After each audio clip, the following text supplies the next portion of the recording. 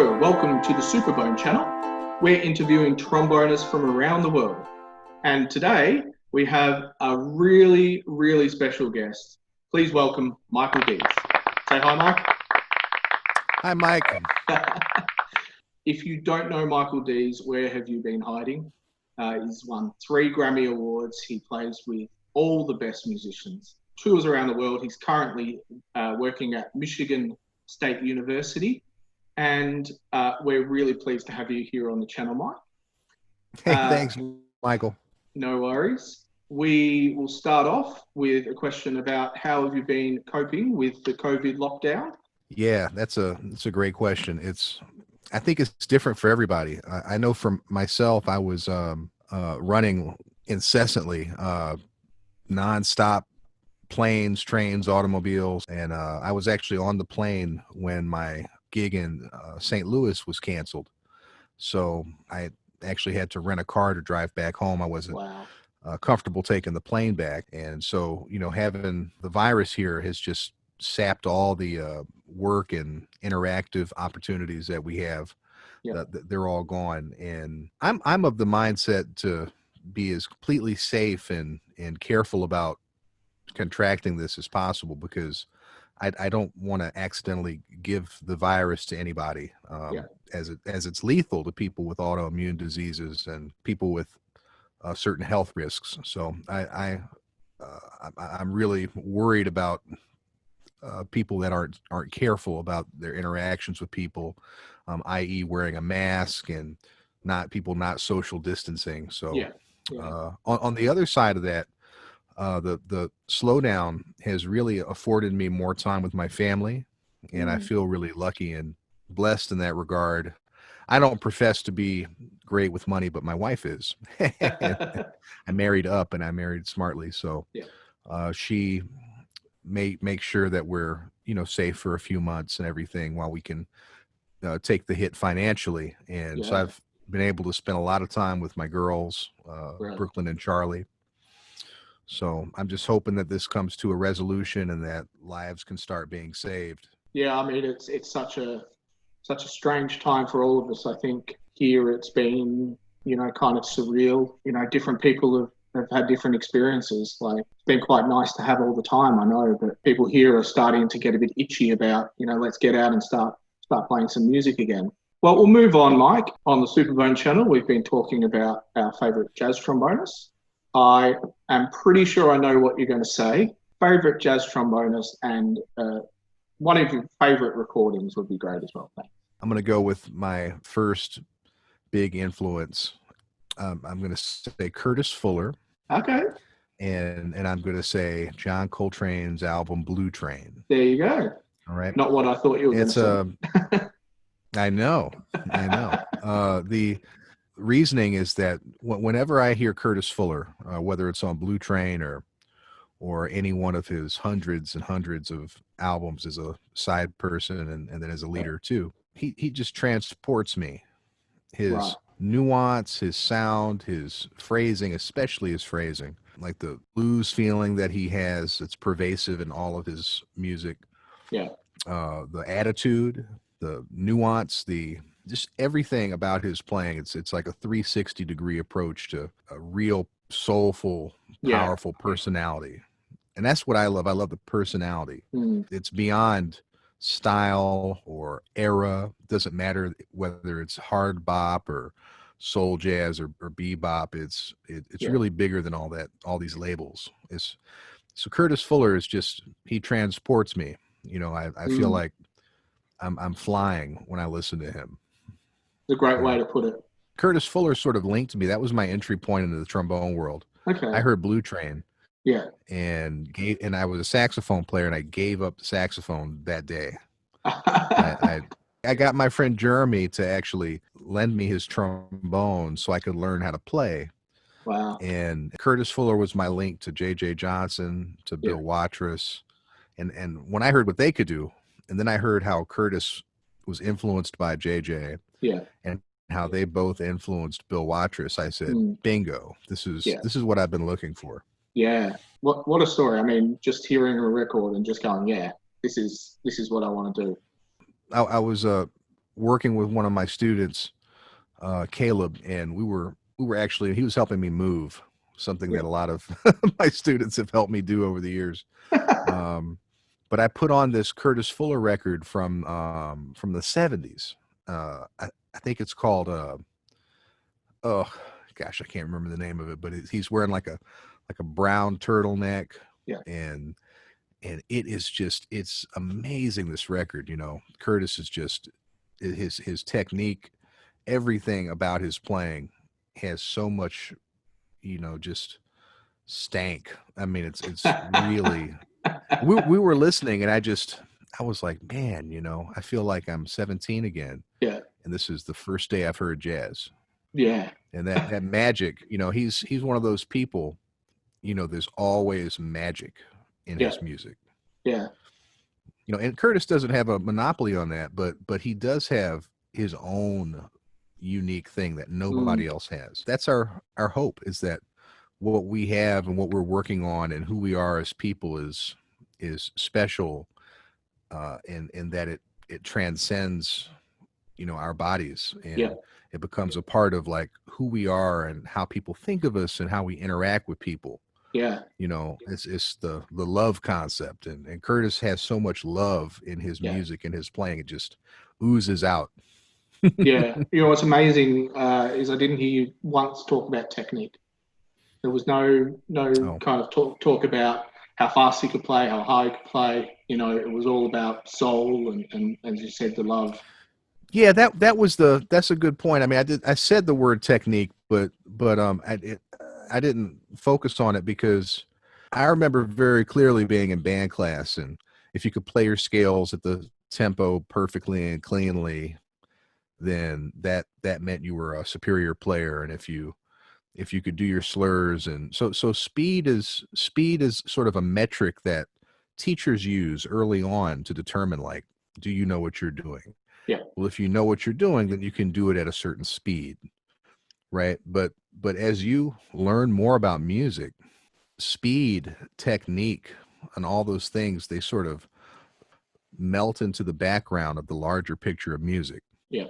And that was what happened. Like, on Blue Train, when Curtis was playing, he's definitely playing fast. I mean, Yeah. this is, I happen to have my trombone here.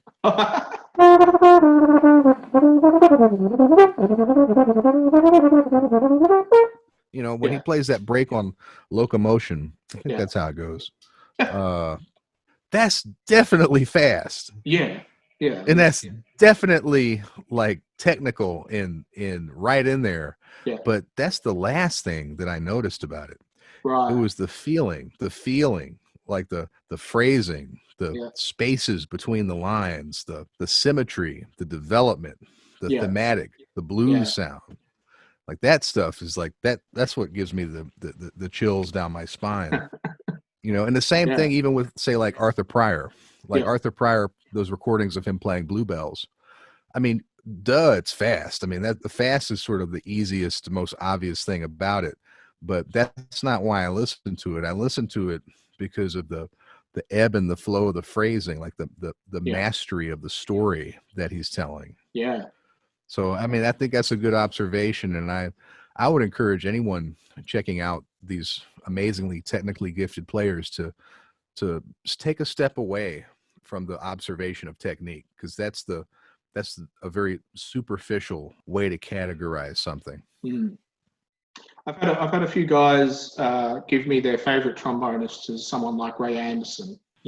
For me, who has such a unique voice, and technique is the last thing that I would think of when I think of Ray Anderson. But Oh, wow. he gets such a different sound out of the trombone, and Right. obviously there is some individual technique there to do that. But for me, the thing that he seems to always be focused on is that individual voice that he just oozes.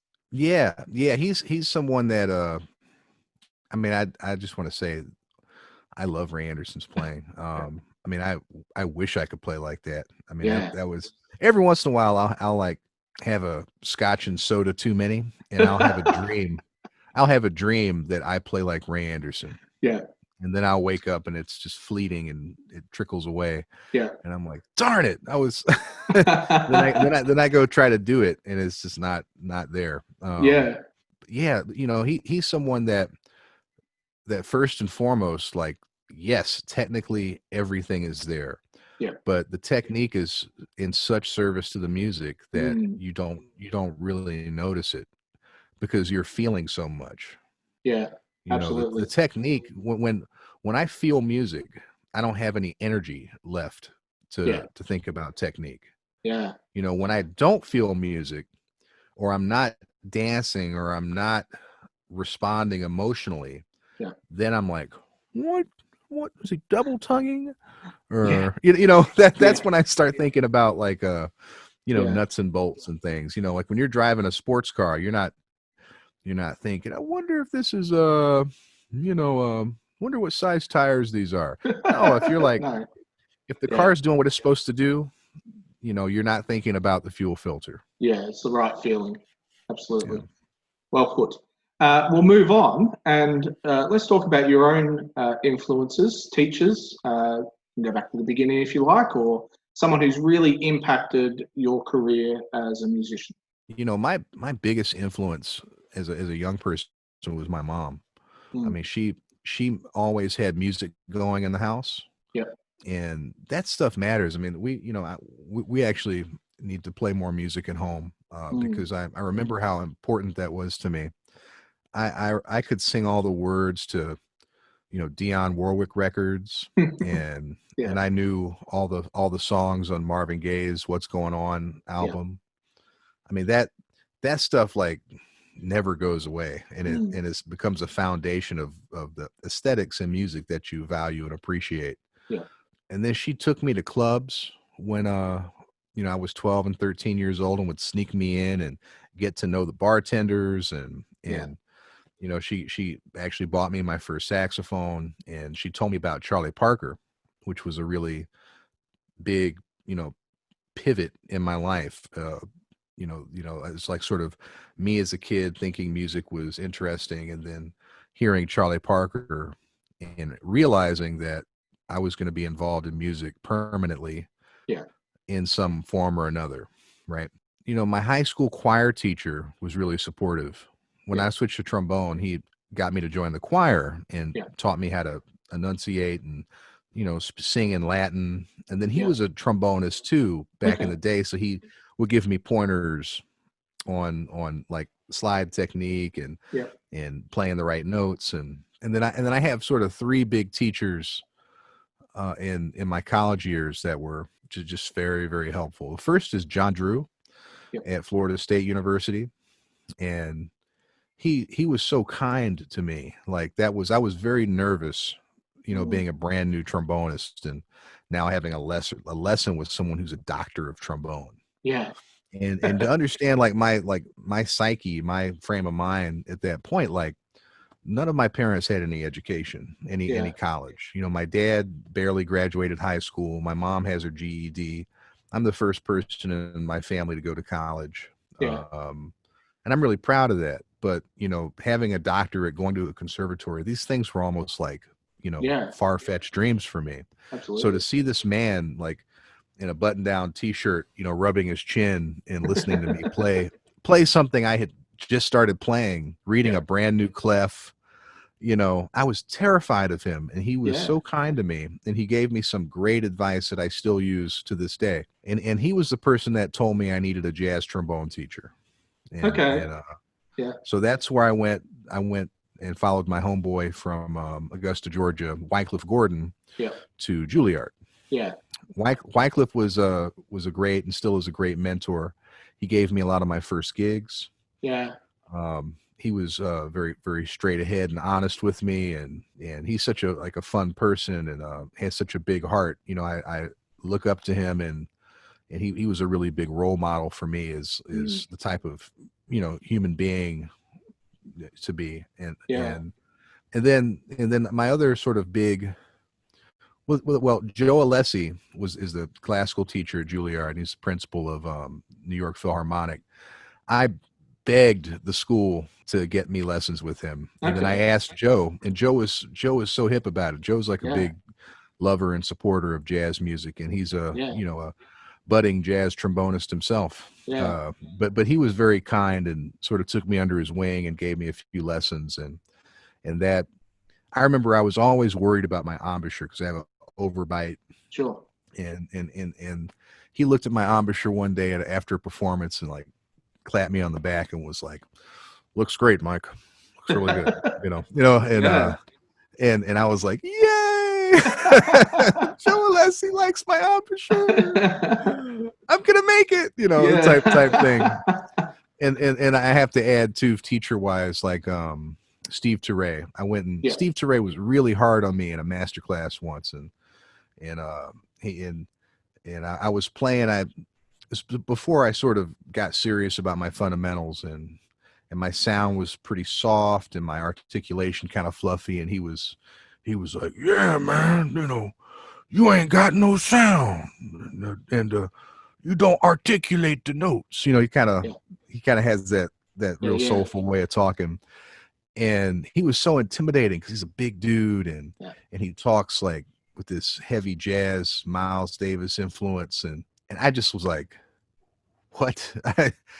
And I sort of threw up a big wall like of attitude. I was Yeah. like, he doesn't know what he's talking about. Yeah. And I after a month or two, I really thought about it, and I said, man, Steve Teray is like, you know, one of the all-time greats, and he told me Mm. I was doing something that could be improved, and my response was to get my feelings hurt, Yeah. and I just decided to humble myself Yeah. and ask him for a lesson and see if he would give me some time. And I went over, and Steve started teaching me maybe once every couple of months. Yeah. Never charged me a cent, Wow. and ended up really helping me correct a lot of things in my playing. Yeah. So Oh, those are my fantastic. those are my like big cats, and I've had a lot of people along the way that I've spent time with that have helped me too, like Vincent Gardner and Andre Hayward, Sam Yeah. Burtis, David Smith on trumpet. And I'm like a lesson guy, so I like taking lessons. Yeah. And I even today, like I would totally go take a lesson with someone. The last really cool lesson I took was actually with the great trombonist from the Met Opera, Weston Sprott. Yeah. And Yeah. I saw him at a gig. He's in the audience. He's like a very famous classical player, and we're about the same age.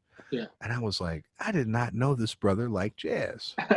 And because there's still like sort of sometimes a divide between the Yeah. classical cats, Yeah. whether they're into what we're doing on the other side. And so I asked him for a lesson, and he was like, um, "Are you for real? Are you serious?"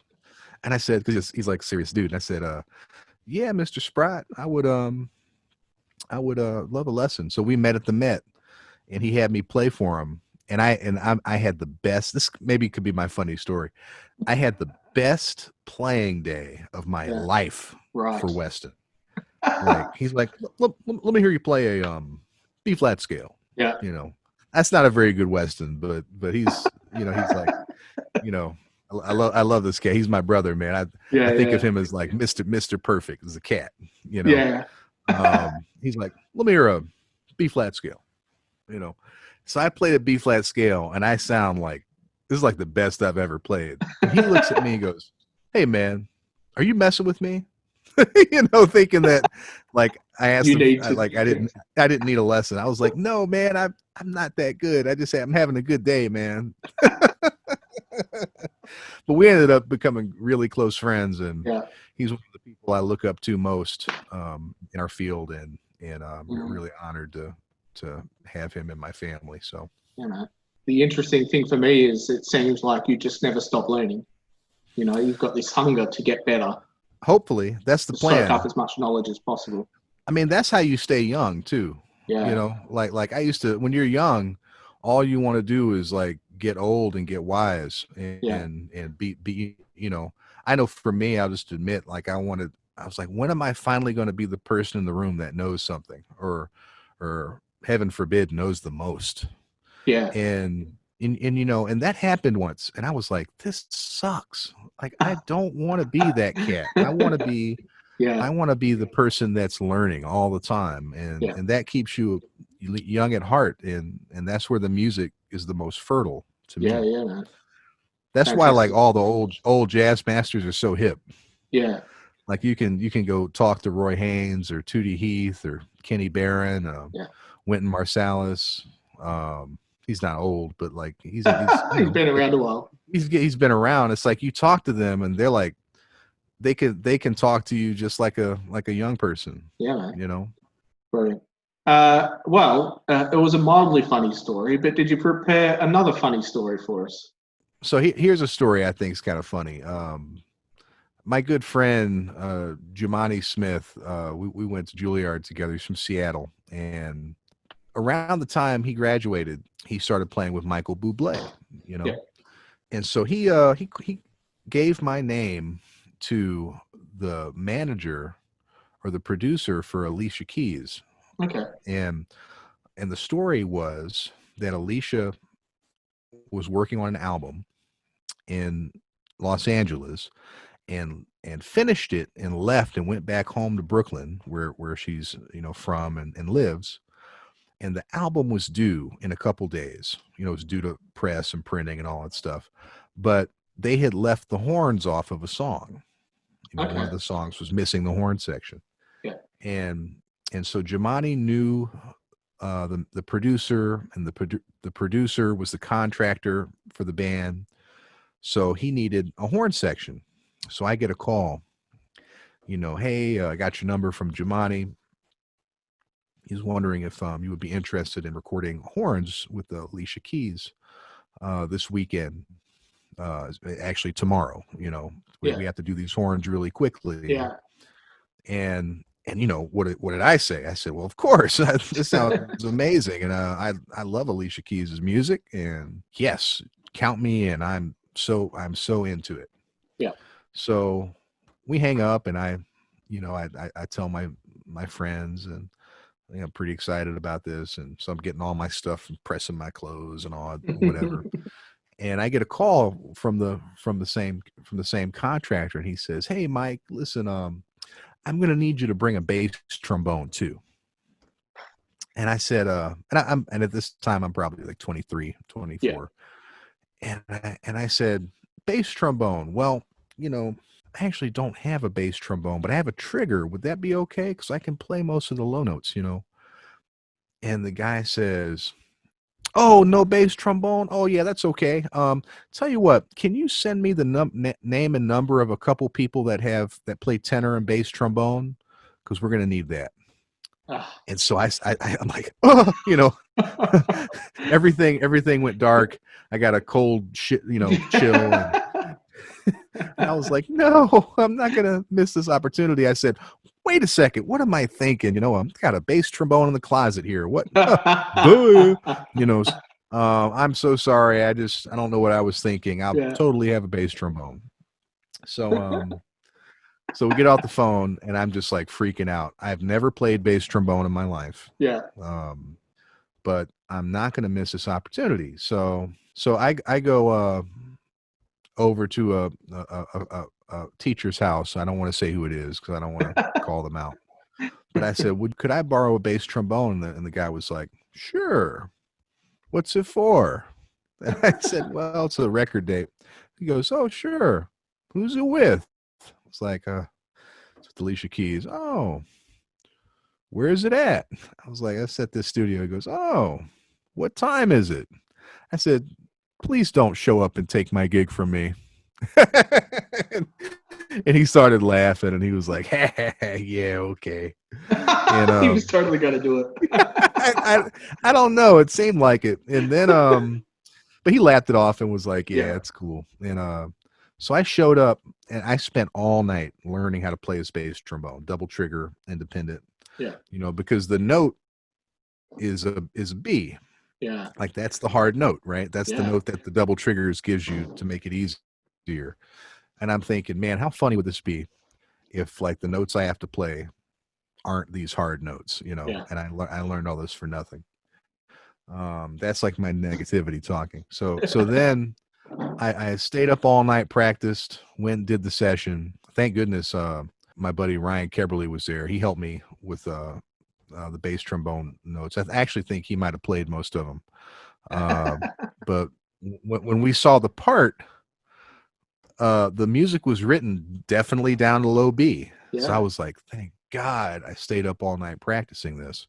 Yeah. So I could know how to do it. Somebody at the session was like, yeah, man, boy, bass trombone's really your thing, huh? I looked at him, I was like, nope, yes, yes, sir. Type so I, that was just sort of way too much stress. Yeah. And But like you said, you're not going to miss up that opportunity. I almost did, because the contractor, he wasn't being vibey, he was just being real. It's like, hey man, totally cool if you don't play bass trombone. We'll get someone that does. And so I always tell my students, man, don't do what I did. Start, work on your doubles as early as you can. Let me tell you a really quick, man, funny story. Go for it. So I was invited to a party by one of the producers and the executive producers of a label I was on at the time. Yeah. It's called JLP, Jazz Legacy Productions. Yeah. So she had a really beautiful apartment in New York. So I go up to the apartment, and there's all these heavy jazz cats around. Yeah. And I look over in the corner, and there's my buddy Howard Johnson playing, and he's got a Barry, a cornet, and a euphonium next to him. Yeah. And then a bunch of other instruments. So me being a multi-instrumentalist, I was naturally drawn to Howard, and I said, hey, Howard, and he's like, hey, Mike, you want to play a little bit? And I said, yeah, I would love that, So after I went around and said hi to everybody, Howard and I sat down and started playing. So, just duo versions of standards, back home in Indiana, St. James Infirmary, Green Dolphin Street, right? And we're trading instruments, right? So he might play Barry and I'll play cornet, or I'll play euphonium and he'll play cornet, and then I'll play Barry, and then we just go back. We're having a great time. Yeah. And so this fella comes over, and he's like watching and, kind of into it. And we finish, and he comes up to me and says, hey, man, you sound really good on all those instruments. I said, thanks. Oh, thanks. I appreciate it. He's like, yeah, not many guys can do that. That's kind of a tough thing to do, huh? And I said, yeah, it's not many people. Only, actually, besides Howard, the only cat I know that does that any good is this guy, Tom Malone. His nickname is Bones.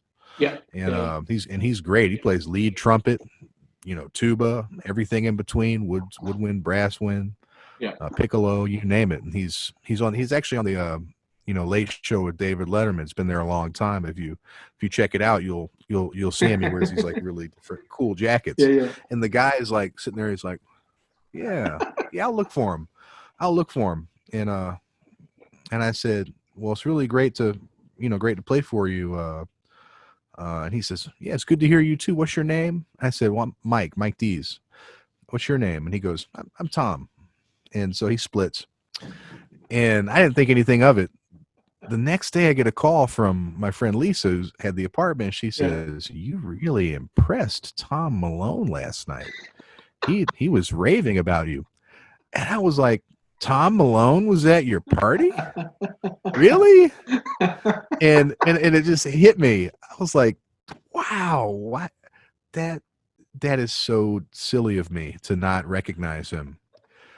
And what happened, to be fair, what happened is that I met Bones Malone in 2002 at a trombone conference, and he had like the Errol Flynn mustache, a real thin mustache, and his hair was slicked back, and he had some products. It was shiny, and so he kind of had this like this kind of Errol Flynn type look back then. And when I met him at the party, everything was dry. He was clean shaven, and he was wearing like a tank top because he's very fit. Yeah. So he's like standing in front of me with these guns, just I didn't recognize him. And I can't believe I told Tom Malone to look for himself on the Letterman show. But we became really close, and he sent me to sub for him on some like amazing things, Yeah. and he's like a guy that I stay in touch with and ask advice of. And I remember when I was moving out of New York, I was really nervous about it. I had worked so hard to make things very cool, and I just loved playing every night in New York. That was like one of the funnest things Yeah. imaginable. And the two people that were really in my corner and giving me, thoughtful advice and supportive of building a life outside of New York were Bones Malone and actually Bill Watrous. Yeah. Bill Watrous was amazing. So Very good. Well, that's brilliant. The importance of just, being involved in music wherever you are. I mean, the contact you made with Tom just by sitting down and jamming with your mate. I mean, that's incredible. You might not have got those gigs. You might not have even met the guy. right, But you make yourself available, don't you? right. We're going to wrap it up, Mike, with we would like to hear what you're going to do next. You've played on so many great albums, so many great tours with incredible musicians, had a great career so far. But you must have some sort of idea, some sort of project that's coming up that you want everyone to know about. So here's your chance. Yeah. It's I'm not sort of on a deadline or anything pressing to get out right now. I've been doing about an album a year Yeah. for the past 7 or 8 years, and that's been great. I mean, I feel like it's really allowed me to dig deep and really figure out where I'm coming from and what I'm saying. I mean, that's Yeah.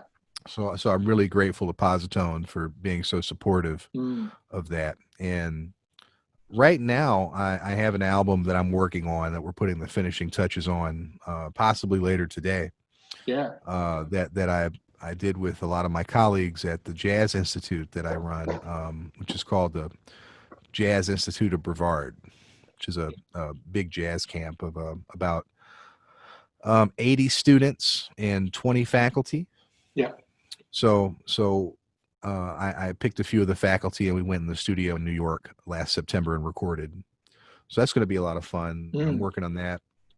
That may be out later this year. It may be out next year. Sure. And then I also am working on a trombone-centric album, which I haven't done since 2006.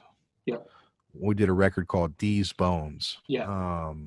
But this next one is going to be really centered around the trombone choir, like the trombone group. Right. And it's going to feature a lot of my former students as well as my current studio at Michigan State. Yeah. Like so much of my experience and my direction is shaped by the young people that I work with.